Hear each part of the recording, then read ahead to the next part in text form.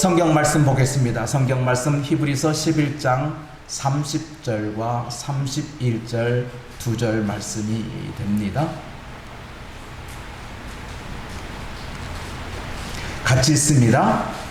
믿음으로 7일 동안 여리고를 도니 성이 무너졌으며 믿음으로 기생 라합은 정탐꾼을 평안히 영접하였으므로 순종하지 아니한 자와 함께 멸망하지 아니하였도다. 아멘. 믿음으로 우리 안에 가득 차기를 소망합니다. 오늘은 믿음으로 7일 동안 성을 돈 사건을 말씀드리려고 합니다. 신앙의 선조들의 모습은 믿음의 흔적들을 찾아서 많은 부분 이야기를 했습니다. 성경에 기록되어 있는 수많은 사람들이 있습니다. 그 가운데 히브리서 11장에서는 믿음으로 살아온 사람들을 하나하나 우리에게 가르쳐주고 있습니다. 아벨, 에녹, 노아, 아브라함, 사라, 이삭, 야곱, 요셉, 그리고 모세까지 우리는 그들의 믿음을 하나하나 되짚어보고 있습니다. 오늘은 믿음으로 어떠한 일들이 일어났던 사건들을 되새겨보는데, 특별히 믿음으로 애굽을 떠나게 된 이스라엘 백성들을 보게 됩니다. 지금으로부터 아주 오래된 옛날에 하나님의 선택받은 이스라엘 민족입니다. 그들은 아브라함의 후손입니다. 그들을 성경은 하나님의 백성이라고 말하였습니다. 하나님의 백성이 살던 곳은 애굽이었습니다. 그 애굽에 살던 하나님의 백성을 그 애굽에서 떠나게 했습니다.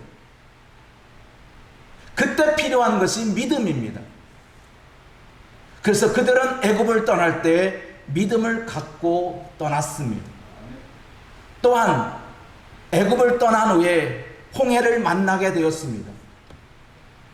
이 홍해를 어떻게 건너느냐? 하나님이 건너게 하시는데 그때 필요한 것도 믿음입니다.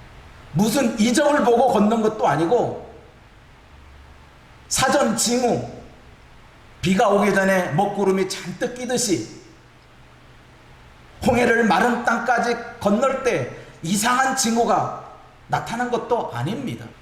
믿음으로 이스라엘 백성이 홍해 앞에 서고 믿음으로 모세가 지팡이를 드니 그 홍해가 쫙 갈라져서 마른 땅같이 건너게 되었습니다. 그러나 애굽 사람들은 믿음을 갖지 않았기에 한 사람도 홍해를 건널 수가 없었습니다. 홍해를 건넌 이스라엘 백성들이, 하나님의 백성들이 40년 동안 광야 생활을 하게 되었습니다. 그 여정을 보면 하나님께서 신명기 8장 2절에 이렇게 말씀하였습니다. 내 하나님 여호와께서 이 40년 동안에 내게 광야길을 걷게 하신 것을 기억하라. 왜 40년 동안 이스라엘 백성들에게, 하나님의 백성에게 광야의 길을 가게 하셨느냐? 그 이유는 너를 낮추며 너를 시험하사 내 마음이 어떠한지, 그 명령을 지키는지 지키지 않는지 알려 한다는 것. 광야를 거치지 않고는 그 믿음을 확인할 방법이 없다는 겁니다. 광야를 걷게 하셨습니다. 그리고 3절에 뭐라고 말씀했냐? 같이 읽습니다. 너를 낮추시며 너를 줄이게 하시며 또 너도 알지 못하며 내 조상들도 알지 못하던 만나를 내게 먹이신 것은 사람이 떡으로만 사는 것이 아니요 여호와의 입에서 나오는 모든 말씀으로 사는 줄을 내가 알게 하려 하심이라. 그러니 40년 동안 이스라엘 백성들을 광야로 인도하게 하신 이유는 사람이 떡으로만 사는 것이 아니다라고 하는 것을 알게 하려고 40년의 광야 생활이 필요했던 것입니다.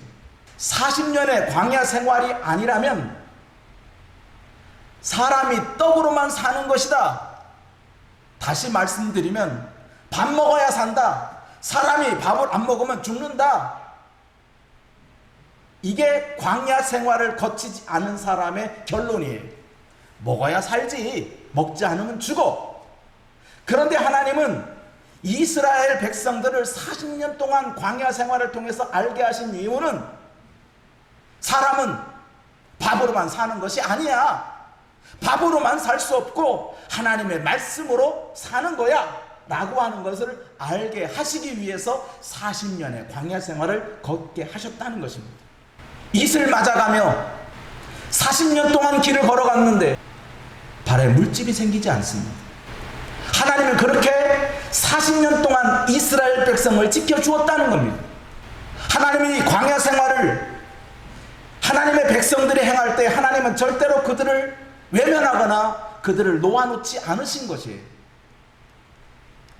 그래서 하나님은 이 40년 동안을 통해서 이스라엘 백성, 하나님의 백성들에게 깨닫게 하시는 이유는 너 겸손해라. 너 홍해 건넜다고, 하나님이 홍해를 갈라놓았다고, 하나님이 너희를 먹였다고 낮추는 거예요. 그리고 뭐 한다고 했죠? 사람이 떡으로만 사는 것이 아니라 하나님의 말씀으로 사는 것임을 알아라는 거예요. 하나님은 이 40년을 통해서 이스라엘 백성들에게 사람은 떡으로만 사는 것이 아니라 하나님의 말씀으로 사는 것이라 라고 하는 것을 알게 하셨어요. 이것을 기억하라는 겁니다. 여러분도 기억하시기 바랍니다. 겸손해야 됩니다. 교만하면 죽습니다. 망합니다.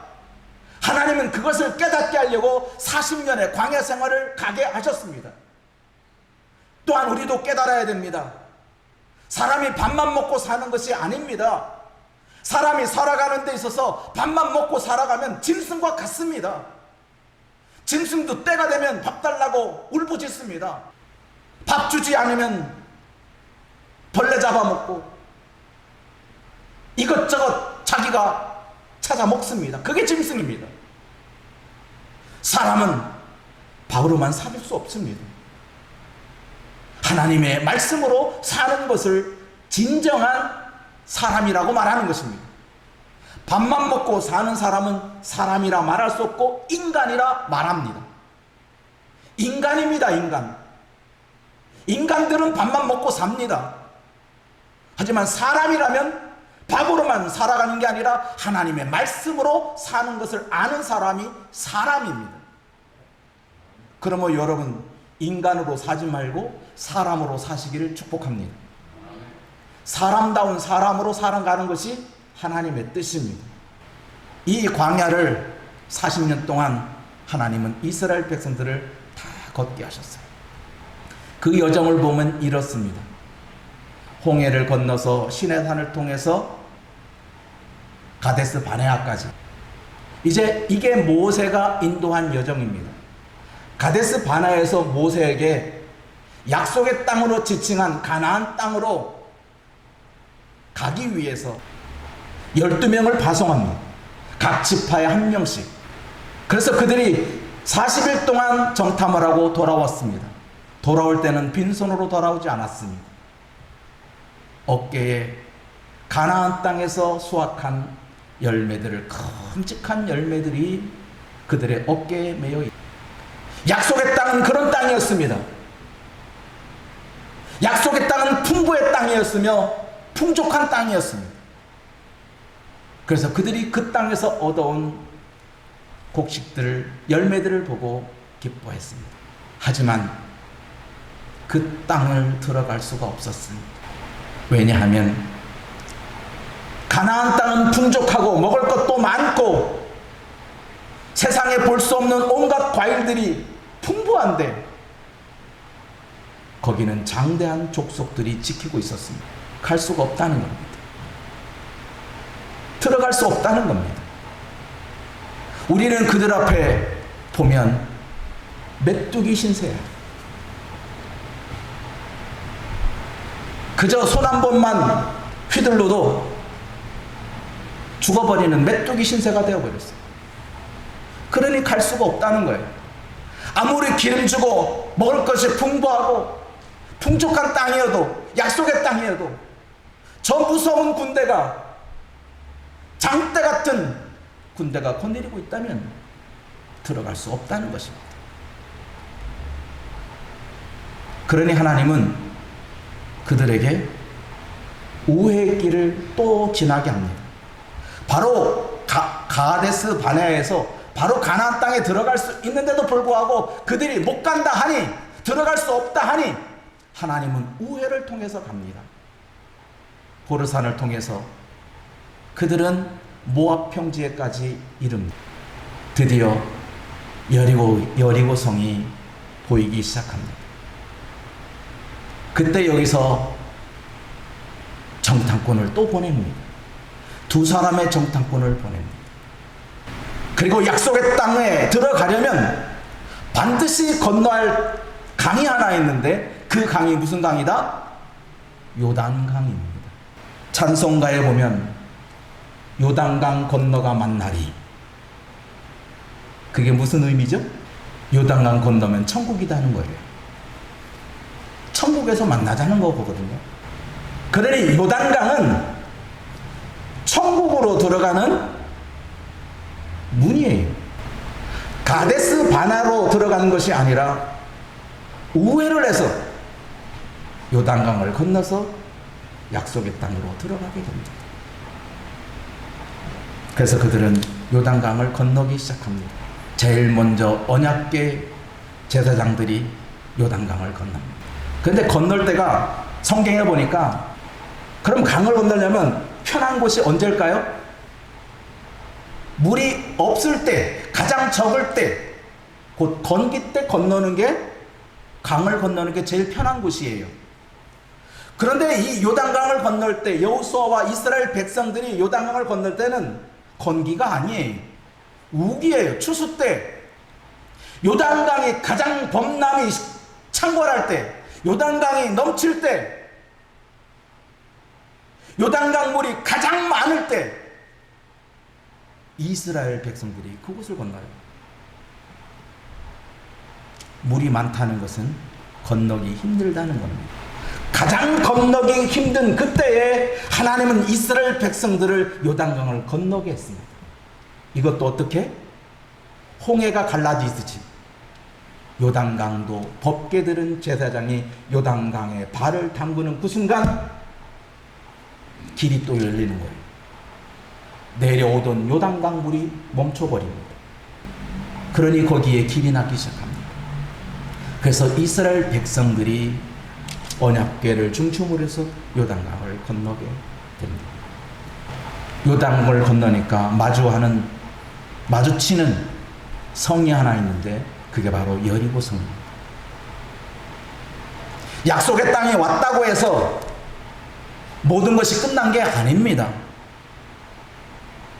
거기에는 여리고성이 있습니다. 이스라엘 백성들이, 하나님의 백성들이 요단강을 건넜다는 정보가 여리고성에 들어왔습니다. 그랬더니 여리고성 성주가 출입문을 꽉 잠가버렸습니다. 나가지도 못하고 들어오지도 못하게 성을 꼭 잠가버렸습니다. 하나님은 그들에게 요구한 것은 이것입니다. 6일 동안 한 바퀴씩 돌으라. 돌을 때는 아무 말도 하지 말고 6일 동안은 하루에 한 바퀴씩 돌아라. 그리고 마지막 일곱째 날에는 7바퀴 돌아라. 그리고 7바퀴 도는 그날에 제사장의 나팔 소리가 들리거든 잠잠하고 있다가 나팔 소리가 나거든 너희는 외치라. 여호와께서 이 성을 너희에게 주셨다고 외치라는 겁니다. 7일 동안의 침묵이었고 그 침묵을 깨는 나팔 소리가 울릴 때 그들은 여호와께서 이 성을 우리에게 주셨다라고 외쳤습니다. 그랬더니 어떻게 되었습니까? 성이 무너졌대요. 그런데 그들이 7바퀴 7일 동안 도합 13바퀴를 도는데 그들이 도를 때 필요한 것이 믿음이었다는 거예요. 하나님은 여호수아에게 너희가 하루에 한 바퀴씩 6일 동안 돌되 7째 날에는 7바퀴를 돌면 여호와께서 이 성을 무너지게 하신다는 말씀하셨어요. 그 말씀 한마디예요. 너희가 7일 동안 이 성을 돌면 이 성은 무너진다는 거예요. 그 말씀이에요. 무슨 징표를 가지고 하나님 그렇다면 이 성이 무너지는 징표를 우리에게 보여주세요.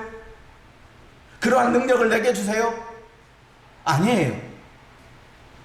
하나님은 너희가 돌면 그런 일이 일어난다는 거예요.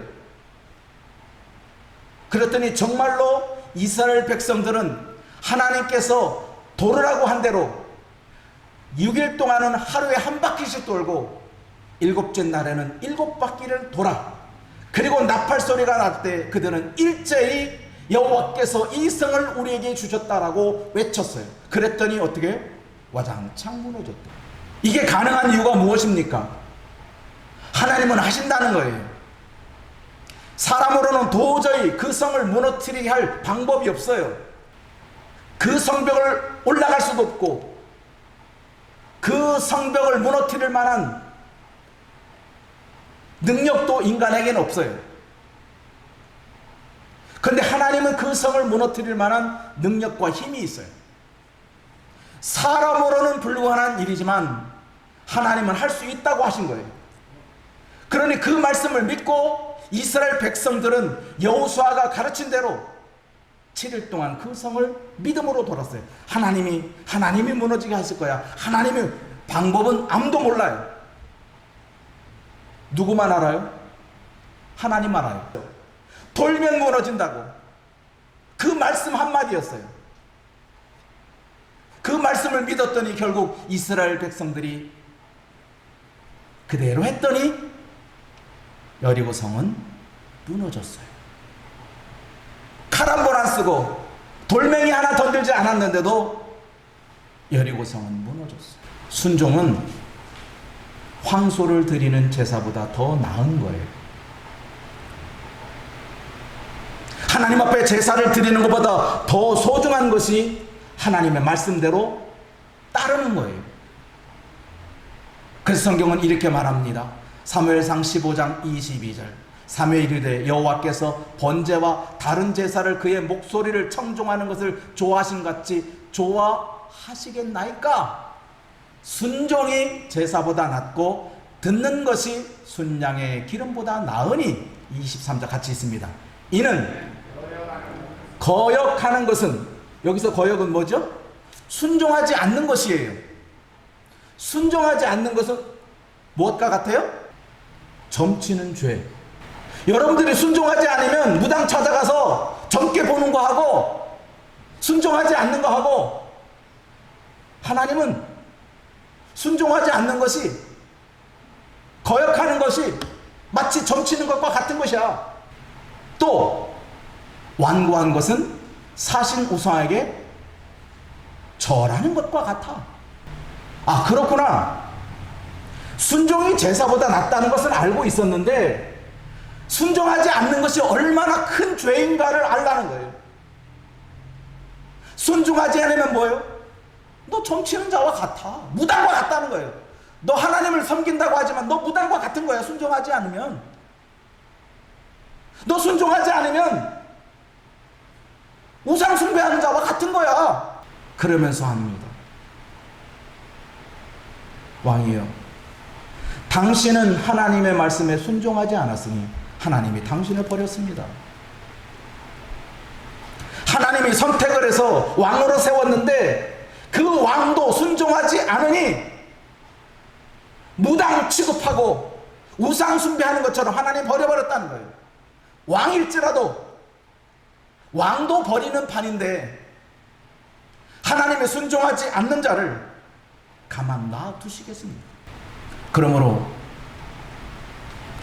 하나님 앞에 순종한다는 말은 그 말씀을 따른다는 말이고 그 말씀을 거역하지 않는다는 것인데, 그렇다면 하나님께서 말씀하신 가장 소중하고 가장 가치 있고 첫 번째 으뜸되는 것이 무엇이냐?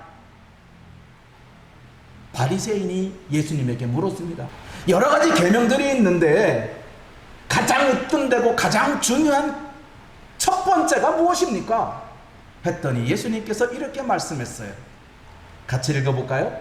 예수께서 대답하시되 첫째는 이것이니 이스라엘아 들으라. 주 곧 우리 하나님은 유일한 주님이다. 내 마음을 다하고 목숨을 다하고 뜻을 다하고 힘을 다하여 주 너의 하나님을 뭐하라? 사랑하라 하신 것이요. 여기서 끝났으면 하나님을 사랑하는 걸로 끝나버립니다.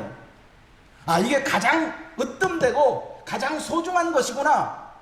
하나님을 사랑하는 것으로 끝날 수 있었습니다. 그런데 예수께서는 말씀하실 때 여기서 끝나지 않았어요. 뭐라고 말씀했냐 하면 31절 둘째는 이것이니 내 이웃을 내 자신과 같이 사랑하라 하신 것이다. 이보다 더 큰 계명 없다. 첫째도 둘째도 뭐 하라는 거예요? 사랑하라는 말이에요. 첫째는 하나님을 사랑하라는 말이요, 둘째는 내 이웃을 내 자신과 같이 사랑하라는 말이에요. 그러니까 첫째도 사랑하라는 말이요, 둘째도 사랑하라는 말이에요. 사랑하지 아니하면 이것은 거역하는 죄와 같은 거예요.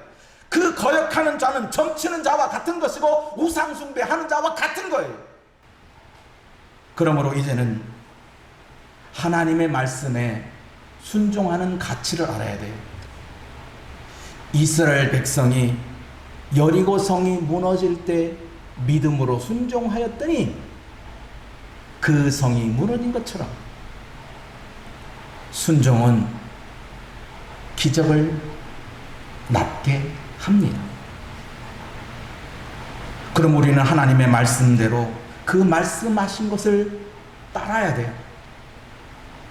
말씀대로 살지 않으면 우리는 망합니다.